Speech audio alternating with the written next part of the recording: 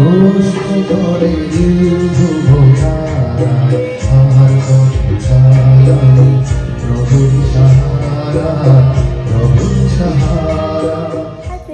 চলে এসেছি একটা নতুন ভিডিও নিয়ে।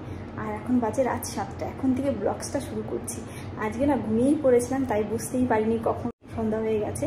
ঘুম থেকে উঠে নিসারকে সব গুছিয়ে টুচিয়ে দিয়ে নিসারকে স্যার আসবে, তারপরে ব্লগটা শুরু করছি। আর এখন আমি যাবো রান্নাঘরে, কারণ এখন দাদাভাই বললো আলু পোস্ত আর সয়াবিন দিয়ে ভাত খাবে, তাই এখন আমি রান্না করতে যাচ্ছি। আর এখন থেকে আমরা যা যা করবো সব কিন্তু ভিডিওতে দেখতে পাবো। রান্না করার জন্য আমি রান্না করে সব কিছু গুছিয়ে টুচিয়ে রেখে এসে তারপর ভিডিওটা শুরু করছি। ঠিক আছে, চলুন তাহলে আমার সাথে রান্না করে ওখানে গিয়ে দেখাই কি কি রেডি করেছি। এখন আমি রান্না করব সয়াবিন, তার জন্য যে মশলাটা রেডি করে নিয়েছি আর এখানে আলুও কেটে নিয়েছি। আর রান্না করব আলু পোস্ত। আলু পোস্তর জন্য এই যে আলুটা ভালো করে কেটে ধুয়ে নিয়েছি। আলু পোস্ত আর সয়াবিনের তরকারি এখন আমাদের রাতের খাবার। আর এই যে সয়াবিন সিদ্ধ করছি, এটা সিদ্ধ করা হয়ে গেলে তারপরে কিন্তু আমি রান্না করব।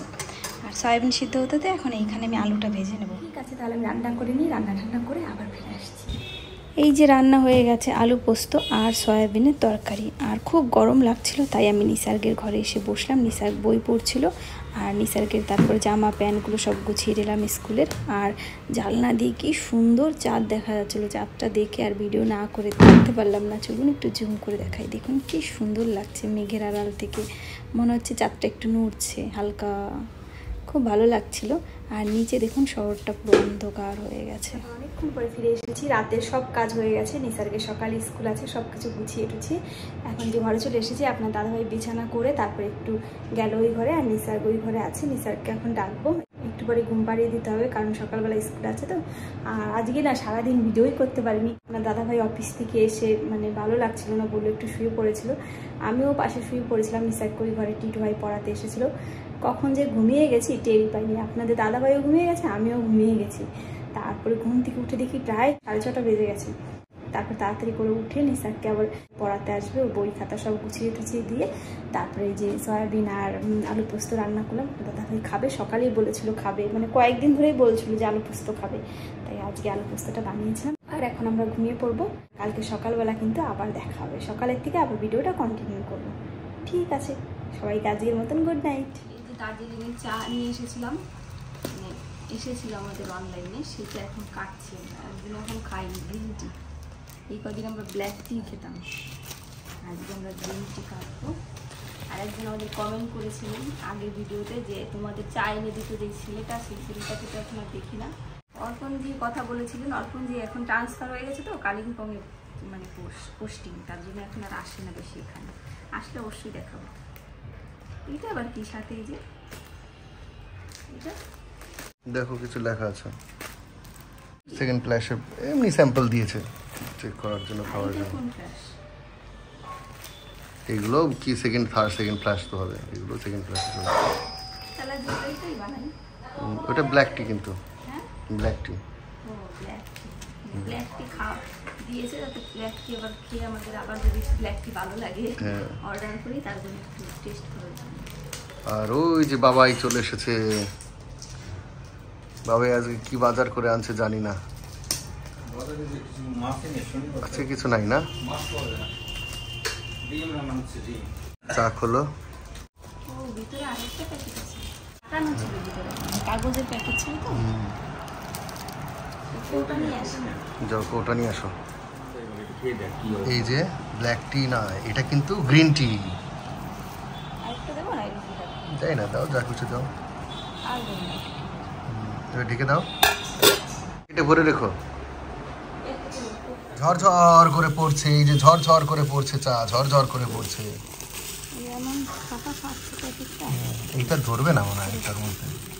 অনেকটা চাই না, হ্যাঁ অনেকটা চা, কিন্তু চাগুলো না অত ভালো না, পরিষ্কার পরিচ্ছন্ন না। মানে আমরা সেই তখন যে পরিষ্কার চা খেতাম, দেখি তো নাকি এটা কিসের জন্য লাগছে, পরিষ্কারই দেখি। এই যে সুন্দর চা রেডি হয়ে গেছে। চা এই যে রেডি হয়ে গেছে আমাদের গ্রিন টি। আজকের গ্রিন টির রং কিন্তু গ্রিন হালকা হালকা গ্রিনিশ টাইপের হয়েছে। এতদিন খেতাম ব্ল্যাক টি, গ্রিন টি। গন্ধ আছে কোনো? কিছু বুঝতে পারছি না কি খাচ্ছি, মানে কোনো চা খাচ্ছি সেটা বোঝা যাচ্ছে না। অনেকদিন পর খাচ্ছি তো ওই জন্য মনে হচ্ছে একটা তুমি খেয়ে দেখো কেমন। এই যে সকালবেলায় বুড়ি ডিম সিদ্ধ চলছে, দেখি ডিম। দাঁড়াও, ডিমটা মুখের কাছে ধরো তো, মুখের কাছে ধরো, হা করো এবার।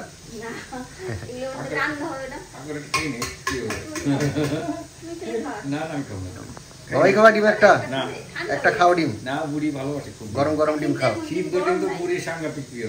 ও ডিম সিদ্ধ সবারই ভালো লাগে। ডিম সিদ্ধটা সত্যিই টেস্টি। ডিম সিদ্ধ এমনিতেই একটু বিট লবণ টবণ দিয়ে এমনিতে সবারই ভালো লাগে। ওমা ডিম সিদ্ধ খাবা নাকি? আসো খেয়ে যাও, আসো, জনগণ তোমারে দেখতে চাইছে, জনগণ দেখতে চাইছে, এইখানে আসো, চলে আসো।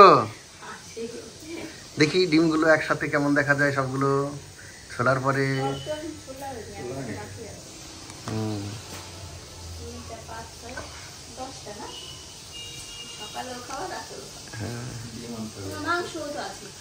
হ্যাঁ, মুগের ডাল রান্না করেছি, হ্যাঁ, তারপরে চিংড়ি মাছ ভেজে দেবো তোকে, হ্যাঁ, তারপরে নিসারকে পুঁটি মাছ ভেজে দেবো, হ্যাঁ, আর খল্লা মাছ ভেজে দেবো, আর ডিমের ঝোল হবে। আর বাবা, আমরা খল্লা মাছ দিয়ে তাহলে আমি কি দিয়ে খাবো?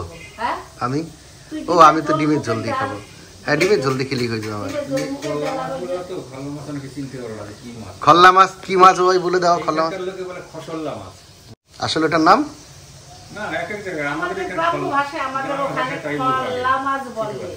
কেমন দেখতে একটু বলে দাও, তাহলে বুঝতে পারবো। নিয়ে আসো।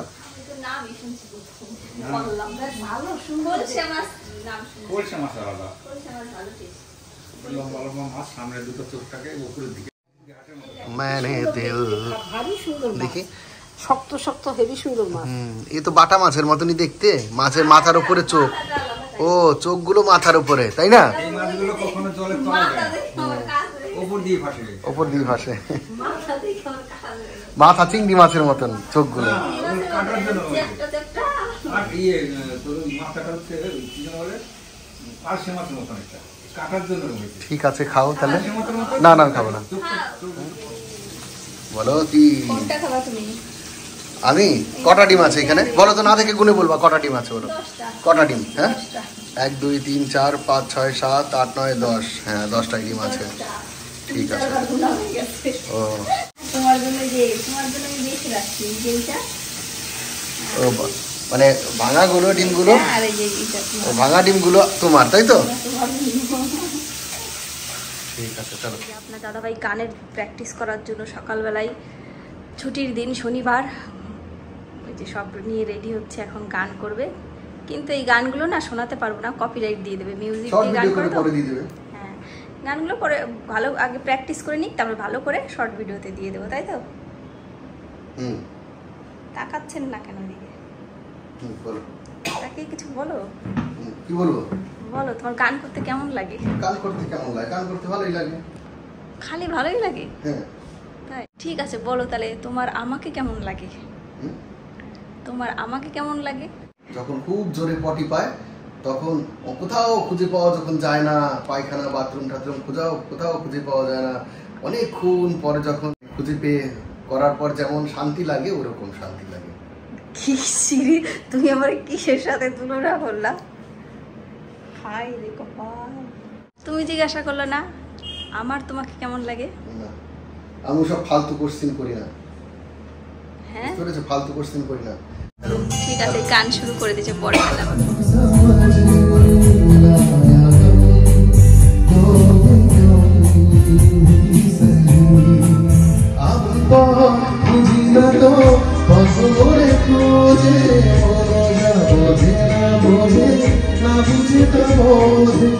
দাদাভাই গান করছে আর একদিকে রান্না হয়ে গেছে, চিংড়ি মাছ ভাজা, সব কিছুতে একটা সবজি, আর মুগের ডাল, আর হয়েছে ডিমের ঝোল, আরও এখানে হয়েছে মাছ ভাজা আর খল্লা মাছের সর্ষে বাটা দিয়ে ঝাল।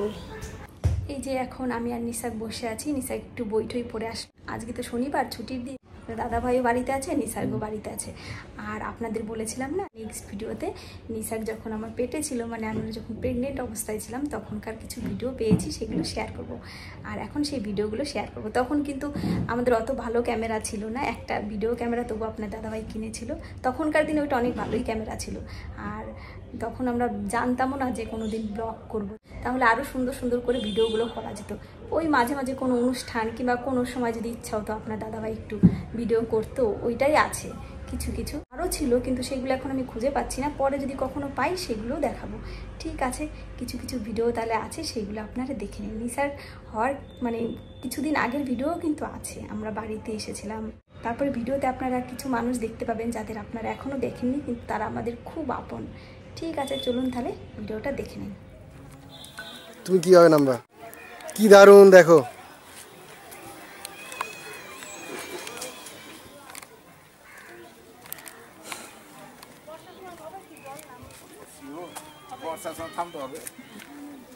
বাও। এইটা হচ্ছে একটা চর, আর এটা হচ্ছে ফারাক্কার বেনিয়া গ্রামের চর।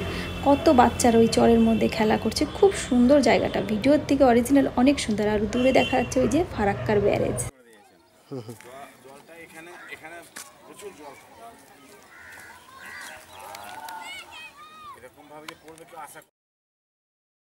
চরটা দেখা হয়ে গেছে, এবার আমরা চলে এসেছি বেনিয়া গ্রামের লিচুর বাগানে। এখানে এত সুন্দর সুন্দর লিচু বাগান ছিল, আর প্রচুর লিচু হয়েছিল। দেখে দেখুন কি ভালো লাগছে। এখানকার লোকজন আমাদের বসতে দিয়েছিল, খুব আদর যত্ন করেছিল, আমাদের অনেক লিচুও দিয়ে দিয়েছিল। তারপরে আমরা বাড়ি চলে এসেছিলাম। মার মুখটা দেখ।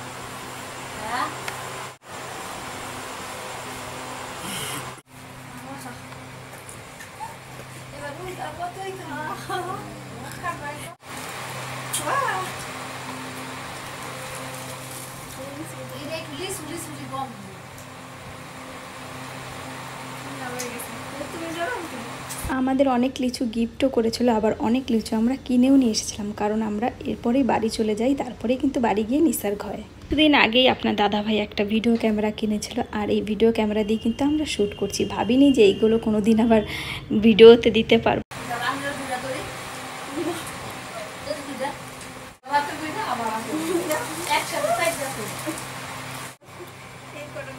একটু কাছে দাঁড়াও মা,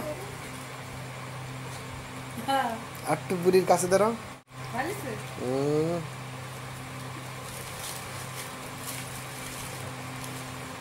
দাঁড়াও।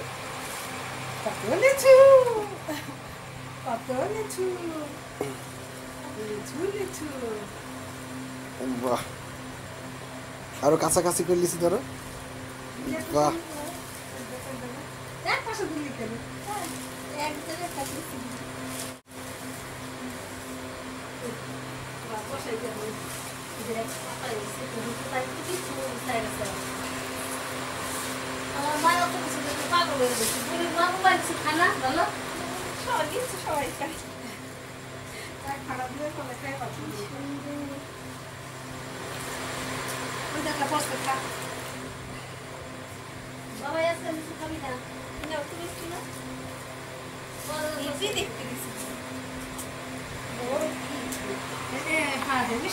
লিচু লিচু খাবে না ধরো। ওরে বাবা রে, টাকাও রাখি। এখন আমরা আছি ফারাক্কার কোয়ার্টারে। আমরা এই কোয়ার্টারেই কিন্তু থাকতাম। তখন আপনার দাদাভাই ফারাক্কার সিআই ছিল। আর এই যে ওরা দেখছেন, ওরা আমাদের পুরো বোনের মতন হয়ে গেছিল।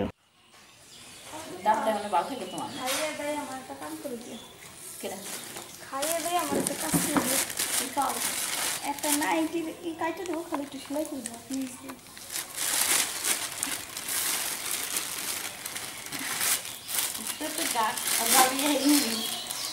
নাইটি সব কিনা হয়েছে তো, আসার আগে দিনই কিনছি। ওই হয় নাইটি কাপড়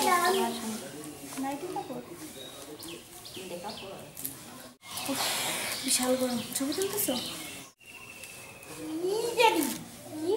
কিছুদিন পরেই নিসার্গের হওয়ার ডেট ছিল, তাই আমি অনেক নাইটি কিনে নিয়ে এসেছিলাম। নাইটি, হাউস কোট, সেগুলোই ঠাকুমাকে বলছিলাম যে কেটে সেলাই করে দিতে। আর এই যে হচ্ছে ঠাকুমা, আপনাদের দাদা ভাইয়ের নিজের ঠাকুমা। ঠাকুমা এখন আমাদের মধ্যে নেই। আর এই যে ছোট্ট দেখছেন ঠাকুমার পাশে, এটা হচ্ছে আমাদের গোগলের একটা লজেন্স খুলতে পারছিল না, তাই ঠাকুমা সেফটি পিন দিয়ে ওটা খুলে দিচ্ছিল।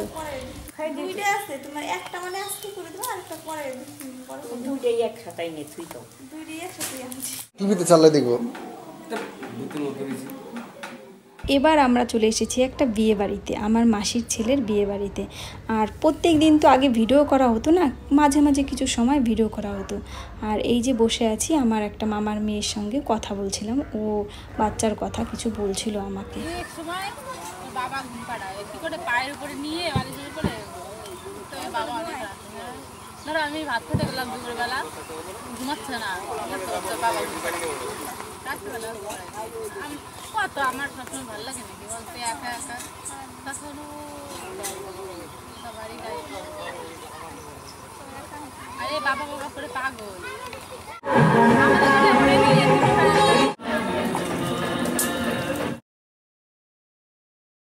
এই যে আমি দাঁড়িয়ে আছি, আর সামনে মাসি যার ছেলের বিয়ে, সে আমার সঙ্গে কিছু বলছিল। কি বলছিল সেটা তো এখন শোনাতে পারবো না।